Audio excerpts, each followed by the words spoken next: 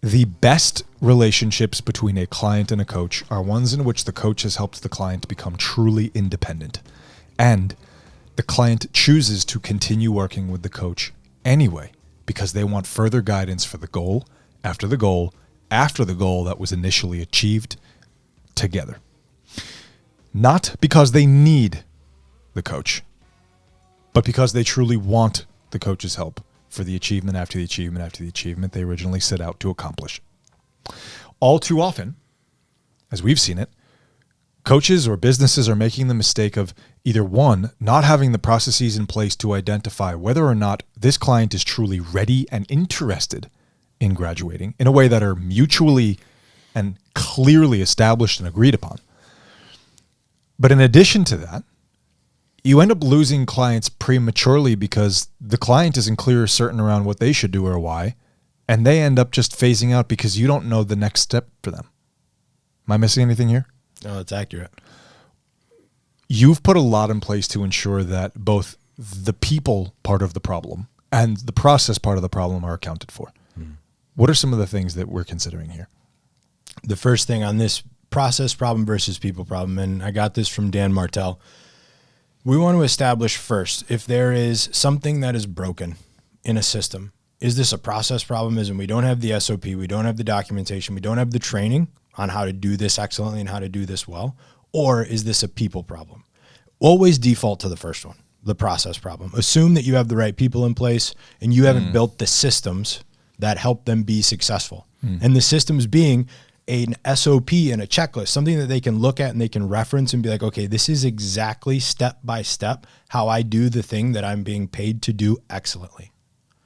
If you're an independent owner operator, you should have SOPs for yourself, because we all know, and I've been in the situation where you're doing 1,000 things for the business, and the things that aren't documented and we don't have these processes for are the things that start to slip through the cracks, and the small things become the big things. This is where these are the roots of the things that will become business problem symptoms. Yes. I see. They'll all stack up, and it'll be a little thing here. It'll be a missed message, a missed session. The little things get missed, and then they become evidence for the client, for the business, why this relationship isn't going to be viable. So if we have it documented, we at least know that we have a process that we can follow. That there's following the process, right? And that's when we go into the people problem. Is this person just not the right type of person to be executing this role? As in the coach, the trainer, the professional, whoever it is, if they're not going to follow the process, we got to figure out what's going on there. And if they're the right one to be on the team. One of the most insightful things that I've been able to do and continue to do about every quarter now is I create what's called a churn map. So I identify where people are falling out of the business, where we're losing clients in the business. And it's been very consistent, actually, over the last 2 years. Roughly about 50% of all of the clients that we ever have lost and continue to lose, we lose within the first 3 months. An additional 25% about are lost between month 4 and month 6. So that means 75% of the clients that we've ever lost as a business, we lose within the first 6 months of business. So the first point being that 0 to 3 months, that's a develop phase thing. We want to identify the processes there. And is there something that we're missing? Are we acquiring the wrong type of clients? Do we have a system that's in place that doesn't hold them to the commitment that they've made to work with us? We've solved a lot of those on our process and system side. So today we're going to talk about how do we transition clients? And this will fall in line with that 4 to 6 months. How do we transition clients from this very dependent develop phase? That's the one-on-one phase for us. And the goal of that phase is education, confidence, and competence. The clients should have all of the tools, skills, and resources to be successful. That's the purpose of the develop phase. It's a lot, man. It is, but that's why we take 40 to 60 sessions with our clients to get there. Well, I just think that I don't say that in a disparaging way. I say it in a way that I think it's often underappreciated how much could truly go into making someone actually independent and actually autonomous. You're helping someone start to understand the things that they were never educated or expected to be educated to understand about why they are where they are. Yes. And unfortunately, and I've been in the industry, I started my first gym 10 years ago now. a lot of the systems that we create are dependent systems.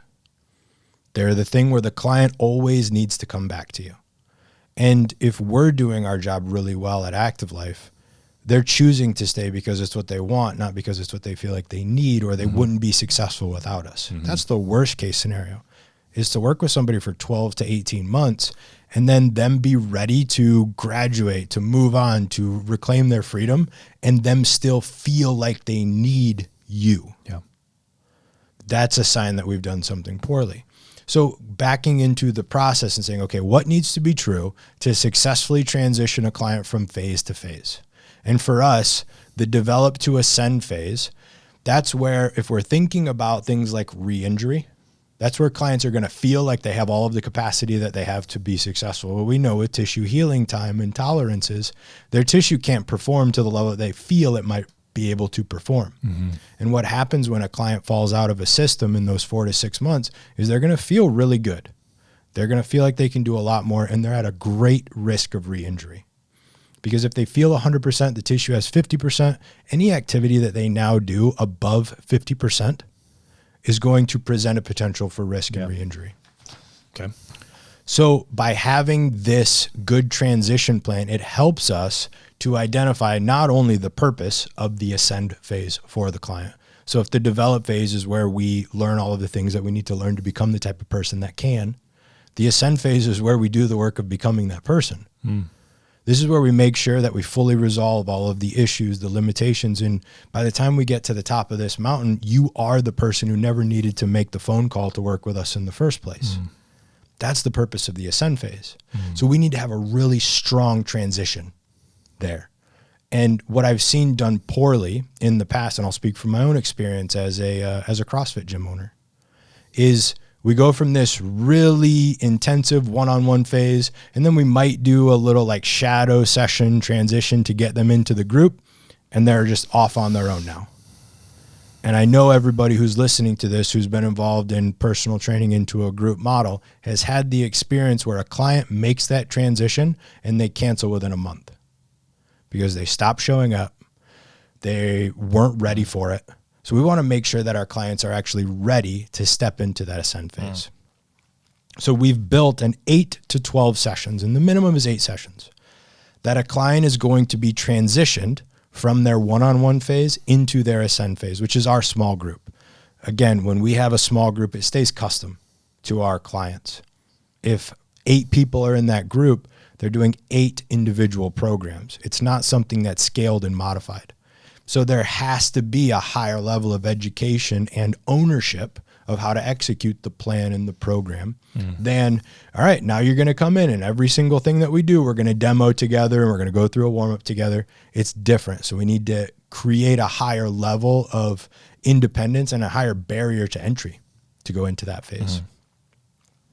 The first thing that we're doing, and we're referencing back to the KPI document, which we've done a podcast on in the past, is we're simply ensuring readiness for the client. Now, they should have at least 9 out of the 12 areas in that KPI sheet marked as C for competent, which means they've executed on 3 separate occasions without intervention.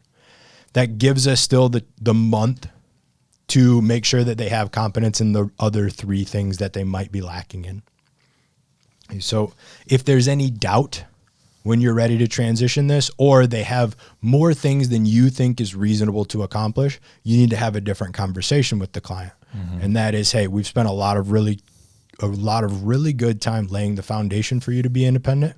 Here's what needs to be true for us to get to the ascend phase and be successful there. Right? So number 1, we're ensuring readiness. The next thing that we're doing is we're communicating really well, and we're communicating the purpose-process-payoff of this transition phase. The client should understand why moving into the ascend phase matters. We've already talked about that. They should understand the structure of this transition. They should understand the payoff. It's going to be continued progress, more autonomy, more support. It's at a different price point. It's at a lower price point. So there's benefits to moving into the small group phase, not just for the business, but for the individual. They need to clearly understand the purpose, process, payoff. If there's any uncertainty there, it's our job to do the work of shoring up any of that uncertainty. Mm-hmm. The third step is where we now have our 8-session breakdown of how we're going to build that autonomy with the client. So the first 4 sessions are we're simply reducing the support. We're not demonstrating every single movement. We're not getting all of the equipment for them. We're bringing them along on the journey. We're starting to minimize the verbal cueing. We want them to feel like they can move more independently. The coach and the clients, they're getting more familiar with the core movements. Your client should not at this phase still be asking you, what does a press look like again? Mm-hmm. What's a deadlift look like again? We're already starting to encourage that independent movement preparation, right? So they're taking more ownership over their flow and their prep phase, their warm up and their specific warm up phases. 5 and 6 now become where we introduce the tools. So very specifically, we have tablets at the flagship that the client's going to log into to see their programming, record their notes. We're doing that with them in those 2 sessions. You're going to come in as the client, you're going to log in, you're going to start inputting your results, making sure that they're giving you enough information so where if you weren't to see them on that day, you would know what was the RPE, how did it feel, any other notes that the client might have for you. The client starts getting their own equipment and putting their own equipment away. Again, we're gradually building this independence here. We're encouraging more real-time questions, right? They're going to have some technical questions. They're going to have some questions on the flow for this. We're still doing that. So that gets us through the first 6 of these 8 transition sessions. The last step here is we're having shadowing sessions. So the shadowing sessions means that we identify with the client, what time are you going to come into the Ascent session? Because those are at regular times. They're not always at the time that they typically did personal training. We're going to come into the session together. There is still a lead professional who's running that session. So if you're the lead professional, I'm going to go with the client that I'm bringing into and transitioning into, and I'm going to be the safety blanket there for that entire session. I'm going to offer any coaching, cueing, correcting that is necessary. But most often what I'm going to do is the client's going to ask me a question, and I'm going to now transition trust to the professional running the session. Like, that's a really great question, Larry. Why don't you go ask Ken what he would say to you in that? You got a question on form or how to do the thing. Really great question. Let's bring Ken over here and see what he says. So again, they're starting to build the relationship more with the team and the other people who might be leading those sessions. The last thing that we're going to do is we're going to help them build ownership over the programming. And it's not that they're writing their own programming. It's that they understand the what and the why. Their clients need to understand why they're doing the things that you're having them to do. Not just, yeah, I'm doing presses today. And when somebody asks, why are you doing that? They're like, I don't know. It's a good exercise. So we're making sure that they built that what and why. The last thing that happens here is, and we've all seen this or experienced this, somebody shows up for their first group session and they feel weird. Right? They walk in and they're just kind of like hanging out. They don't necessarily know where to go. They want to just kind of meander around.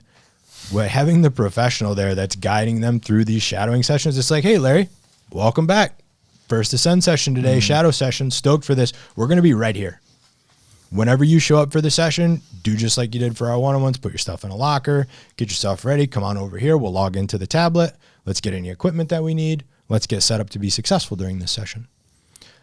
This improves the client experience and minimizes those feelings of like, I don't know that I belong here. I don't know where to go or what to do.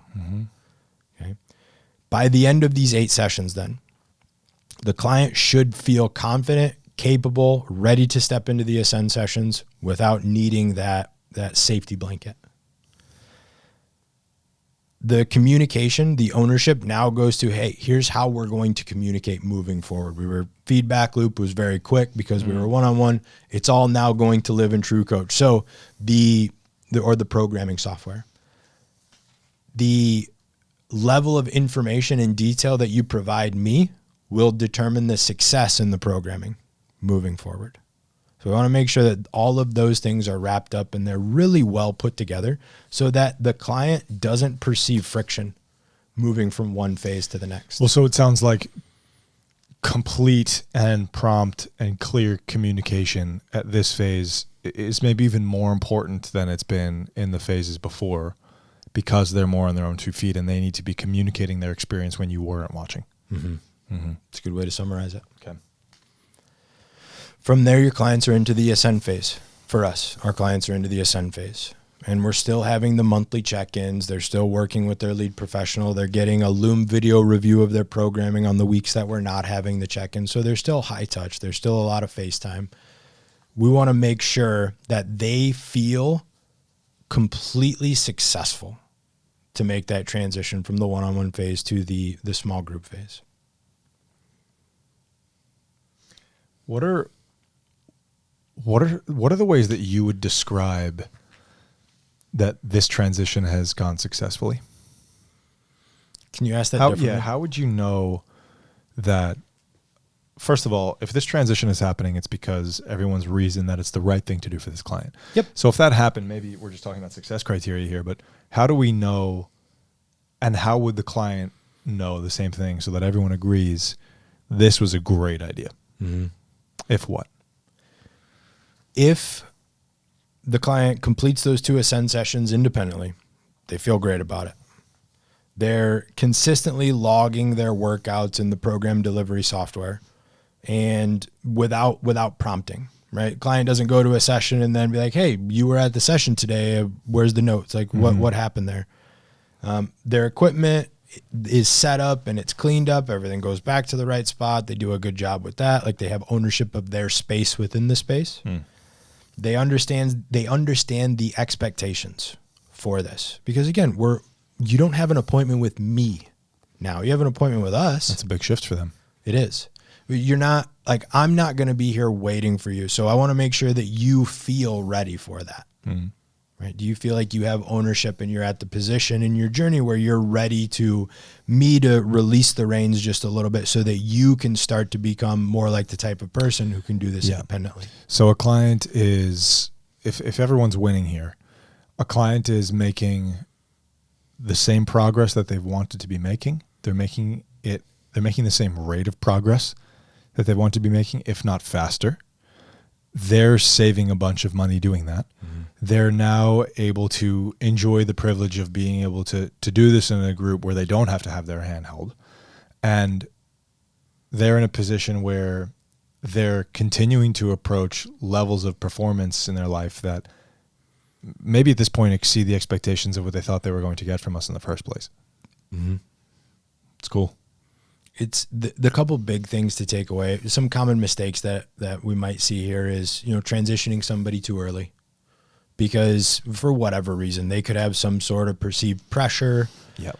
They could, we could be like, yeah, you're ready. I think you're ready. We default to the KPIs for that. Like, Mitch, let's make sure that we're both ready to do this. And again, you're linking this so that there is a crystal clear checklist of exactly what to do, so that you can not only reason whether or not it's the right thing to do, but if you have, decide how to do it well. Yes. Not have to decide, just follow how to do it well. Yes. Perfect. The last mistake that I want to highlight here would be, we should be communicating to our clients that this is a celebration. This is a milestone to be able to graduate to this level of independence. It's not a downgrade. Why is that a celebration? What does that mean about someone if they've done this? Because again, let's go back to the purpose of each one of the phases. They're starting to become the type of person who can function more independently and autonomously, which leads them to becoming the type of person that they said that they wanted to be when we enrolled them in the first place. Someone more capable of accessing life in the ways that they want without compromising on that. Yeah, nobody signs up and is like, I want to be a personal trainer. I'll take that back. Not nobody. Less than 10% of people sign up and say, I want to be a personal training client forever. I always want you to do this thing for me. They come to you because they want to be able to regain independence, function. They want to be autonomous. We want to help them get to that point. What else should people know? This doesn't happen by accident. Yeah, I can see that. This is pretty comprehensive. It shouldn't feel haphazard in a well-built system. This goes back to the process or the people question earlier. And this is where you end up with you are vaguely disgruntled about how things are going, confused, feeling like something should be better or different, but I don't know what, how, or why. The client might seem frustrated or disgruntled either by not being a client anymore or just by something seeming off. And it could just be because there is this stagnation and this confusion about what to be doing next and why and how and when. Mm-hmm. Even if, like, look, maybe you're running a business that doesn't have a small group option for your next phase. We have clients who stay with us one-on-one through the Ascent phase. We should still have a milestone. We should still have KPIs. We should still have a process for transitioning them to the next phase. Because again, if they're staying one-on-one with us, it's because they want to, not because they feel like they need to. But if we're setting our businesses up in a way with the end goal in mind of independence, you should have a phase that happens in between when you start with somebody and when they're done that leads them to that. Yeah. Okay. What else should people know? That's it on this. We'll link this. We'll link this SOP in the show notes like we've done in the past so that you can see it. Ask questions about it. This is a process. Take it, morph it, make it your own. Thanks, Cody. Thanks, Larry. I hope you enjoyed that episode of the Active Life podcast. If you did, please head to wherever you listen and leave us that 5-star rating. It really does go a long way. 5 stars goes a long way. Please leave them. If you're interested in working with us as a coach, remember, we help coaches from around the world build fulfilling careers, working with clients they're inspired to help so they never have to worry about being able to pay your bills again. No one's ever going to ask you if you are going to get a real job when you work with Active Life. All you have to do, head into the show notes, click the link that you find there, download our curriculum. That will give you a feel for what it is going to take for you to be successful. A team member of ours will reach out to you to find out if it's a fit for us to work together. Till the next show, turn pro.